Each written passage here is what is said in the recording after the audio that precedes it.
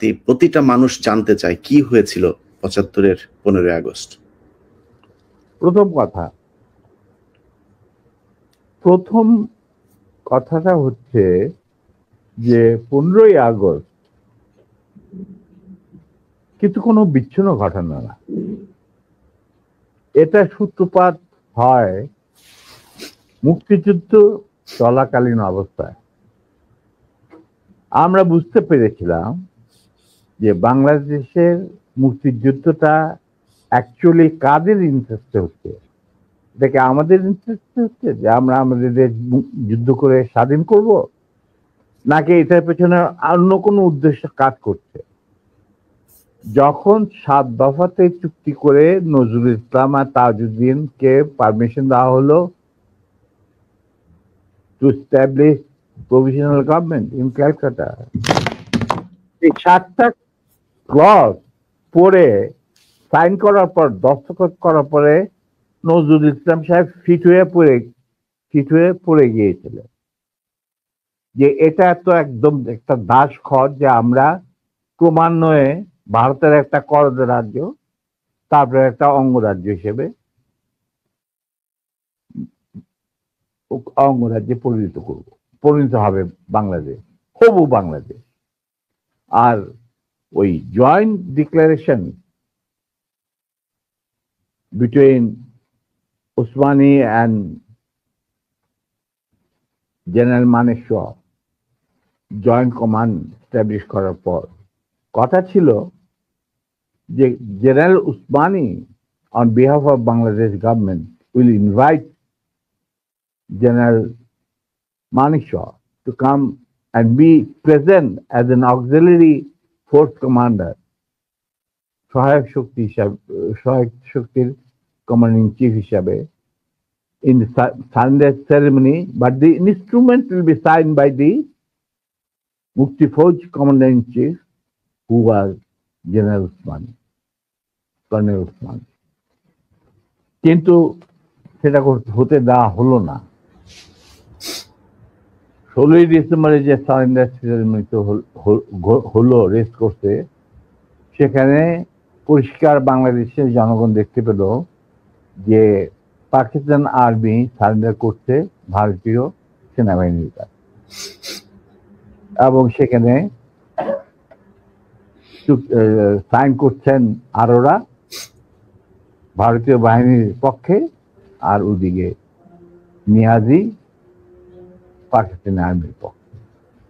সেখানে মুক্তিযোদ্ধারা কোথায়? আমরা পরে থাকলাম ঝাড়ুদার হিসাবে ইন্ডিয়ান আর্মির রাস্তা পরিষ্কার করে দেওয়ার কাজে, বনে বাদারে। আমাদের কি কোনো শহরগঞ্জে ঢোকার পারমিশন দিল না মুজিব সরকার, মানে তাজউদ্দিনের সরকার, আওয়ামী লীগ সরকার। সেই অবস্থায় কি প্রমাণিত, এটা এই ঘটনায় কি প্রমাণিত হলো? ইন্ডিয়া প্রমাণ করলো সারা বিশ্বে যে বাংলাদেশের জনগণ নিজেরা যুদ্ধ করে দেশ স্বাধীন করেনি। বাংলাদেশ নামক একটি রাষ্ট্র প্রিমেচুরলি জন্ম দেওয়া হয়েছে as an outcome of Indo-Pakistan war, যেখানে ইন্ডিয়া জিতেছে। এইটা হলো ইতিহাসের শুরু। তারপর মুজিবকে যখন ছাড়া হলো, সে তো কিছুই জানতো না যে দেশ স্বাধীনতে কোন মুক্তি ফৌজ বলে কিছু ছিল, হাজার হাজার লোক দেশচ্যুত হয়েছে, প্রাণ হারিয়েছে, কি জানতো। সে তাকে যখন ছেড়ে দেওয়া হলো, তখন ইন্দিরা গান্ধী তাকে পাকিস্তানে ফোন করে বলল যে, ফোন করলো মুজিব, ফোন করে বলল যে আমি দেশে ফিরে যাচ্ছি। তখন ইন্দিরা গান্ধী বলল, যাওয়ার আগে আপনার সাথে দেখা করে আমি আপনাকে কৃতজ্ঞতা জানতে চাই। তো তখন ইন্দিরা গান্ধী বলল, কৃতজ্ঞতা জানাবেন, আপনি ফোন না করলে আমি আপনাকে ফোন করতাম, আপনাকে ঢাকায় সরাসরি আপনি যাবেন না, আপনি নয়াদিল্লি হয়ে যেতাম। মুজিব সেটাই করলেন, তিনি চলে গেলেন নয়াদিল্লি, লন্ডন হয়ে। সেখানে কি হলো, যেই 7 দফা চুক্তিতে সাইন করার পর প্রবাসী সরকার গঠন করেছিল তাজউদ্দিন আর নজরুল ইসলাম, সেই আওয়ামী লীগ বাংলাদেশে ক্ষমতা গ্রহণ করলো সারেন্ডারের পর। ওই 7 দফা ভিত্তিতে, এবং সেই 7 দফাতে মুজিব স্বাক্ষর দেওয়ার পর ফিরে গিয়ে তিনি ক্ষমতা নিজে হাতে নিয়ে নিলেন। তাজউদ্দিনকে বললো, তাজউদ্দিন তুমি প্রাইম মিনিস্টার থাকবে না, আমি হমু প্রাইম মিনিস্টার। তারপর কি হলো, কোনো নির্বাচন নাই, কিছু নাই। ওই 70-এর নির্বাচনের সুবাদে তারা ইন্ডিয়ার 4 স্তম্ভ ডুপ্লিকেট বাংলাদেশে ইম্পোর্ট করে তার উপরে একটা সংগঠন বানানো, হুবহু এক। শুধু তাই না, রবীন্দ্রনাথ ঠাকুর, যাকে নিয়ে আমরা নাচানাচি করি এবং অনেকের মানে ভাসে যায়, আপ্লুত হয়ে যায় আবেগে, এই রবীন্দ্রনাথ ঠাকুর একজন ইন্ডিয়ান নাগরিক এবং ইন্ডিয়ার জাতীয় সঙ্গীতের রচয়িতা। আমাদের দেশে তার চেয়েও প্রতিভাবান কবি কাজী নজরুল থাকা সত্ত্বেও আমরা সেই ভারতীয় নাগরিকের একটা গানকে আমাদের জাতির উপরে চাপে দেওয়া হলো জাতীয় সঙ্গীত। পৃথিবীর ইতিহাসে এমন কোন নজির আর দ্বিতীয়টা আছে বলে আমি মনে করি না। কেন কোন বাংলাদেশে যদি নজরুল ইসলামকে আমরা জাতীয় কবি আখ্যা দিয়ে থাকি, তাহলে নজরুল ইসলামের গান কেন হলো না? বা অন্য কারো গান হতে পারতো জাতীয় সঙ্গীত। ভালো ভালো কবি সাহিত্যিক ছিলেন আমাদের দেশে, কিন্তু পৃথিবীর ইতিহাসে কোথাও নাই যে বিদেশি এক নাগরিকে যে নাকি তার দেশের জাতীয় সঙ্গীত রচনা করেছে এবং আমাদের শুদ্ধ স্বাধীন বাংলাদেশে এসেও আমাদের জাতীয় সঙ্গীত রচনা করতে হবে। কি ধরনের কথা? That means you have nothing in your hand. তারপর মুজিবকে দিয়ে রক্ষী বাহিনী সৃষ্টি করলো ইন্ডিয়া। তারা বাংলাদেশের সামরিক বাহিনীকে দুর্বল করে একটা নামের মাত্র সামরিক বাহিনী, হাতে লণ্ঠন, করে ঠনঠন, এই ধরনের একটা সেনাবাহিনী রাখবে। আর কারণ একটা সেনাবাহিনী তো রাখতেই হবে, কারণ যে কোনো জাতির মেরুদণ্ড হচ্ছে সেনাবাহিনী। ওই হাতে লণ্ঠন, করে ঠনঠন, আর আসলে তার চেয়ে অনেক শক্তিশালী একটা বাহিনী গঠন করলো ইন্ডিয়া। স্যার, ওই যে 7 দফাটা আমরা তো ইতিহাস পড়ে, আমরা তো আসলে সাক্ষী না, আমরা পড়ে মানুষকে জানানোর চেষ্টা করেছি। আপনার স্মরণ আছে 7 দফাটার কথা? কি কি ছিল ওই দফায়, যদি কয়েকটা গুরুত্বপূর্ণ জায়গা যদি মনে রাখেন। দেখো আমি তো অ্যাকচুয়ালি 7 দফা একদম টোটো এগুলো আমার বইতে লেখা আছে। যারা এটা কেন জিজ্ঞেস করলাম স্যার, কারণ হচ্ছে মানে আপনি তো করতে পারবেন না স্যার, সেনাবাহিনী তো 7 দফা মানলে করতে পারবেন না স্যার। আমার পক্ষে হয়তো এখন রিকালেক্ট করা অফেন ডিফিকাল্ট, কারণ আমার মাথায় অনেক কিছু খেলা করে। দু একটা জিনিস বলছি, যেমন ধরো মুজিব এবং তার সরকারকে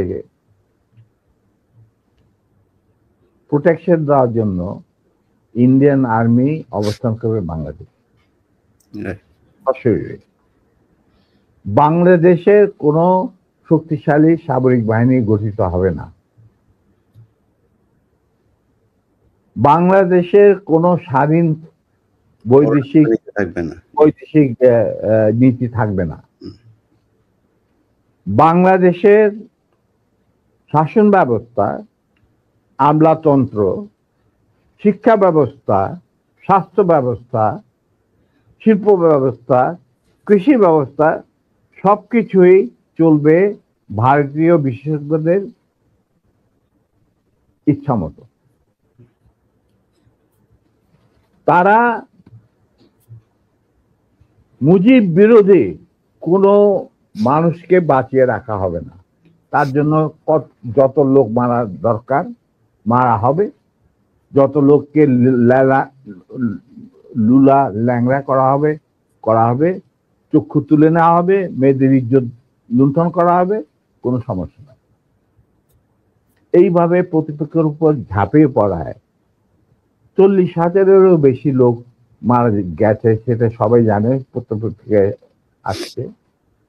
তারপর তোমার আমরা একটা করদ রাজ্যে পরিণত হয়ে গেলাম।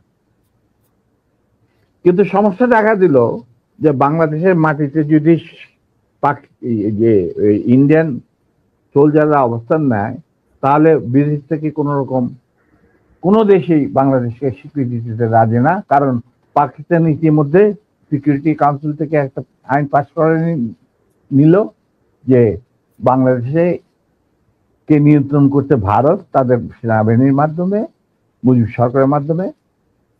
অতএব এটা একটা ডিসপিউটেড টেরিটরি, এটা একটা স্বাধীন দেশ নয়। তাই আপনারা স্বাধীন কিভাবে রিকগনাইজ করবেন মুজিবের সরকারকে? এরপর এই অবস্থায় ইন্দিরা গান্ধী পড়ল মুসিবত, তো আজ মুজিব সরকার। তখন ইন্ডিয়ান সরকার ডিসাইড করলো যে ঠিক আছে, আমাদের সোলজার আমরা ফেরত নিয়ে আসবো, তার পরিবর্তে আমরা জাতীয় রক্ষী বাহিনী বানিয়ে, তাই করা হলো। তো যে কাজটা ইন্ডিয়ান আর্মি করছিল সেটা পরে জাতীয় রক্ষী বাহিনী করলো। আর কি ধরনের অত্যাচার, অবিচার, কি ধরনের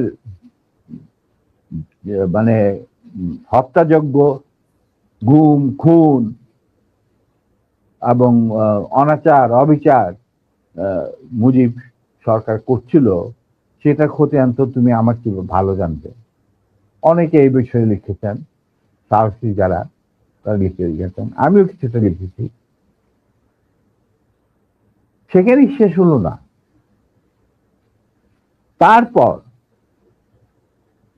দেখা গেল যে সেই সুতিগার থেকে মুজিব কায়েম করলেন একদলীয় এক ন্যায়কত্ব স্বৈরাচার শাসন বাকশাল, এবং নিজেকে তিনি আজীবন রাষ্ট্রপতি হিসেবে ঘোষণা দেবেন সিদ্ধান্ত না হলো। এই বাকশালের মেম্বার সবাই, সেই বাকশাল করার পর মুজিবের শক্তি বেড়ে গেল, তার নিষ্ঠুরতা এমন অসহনীয় পর্যায়ে চলে গেল। ইলিয়াস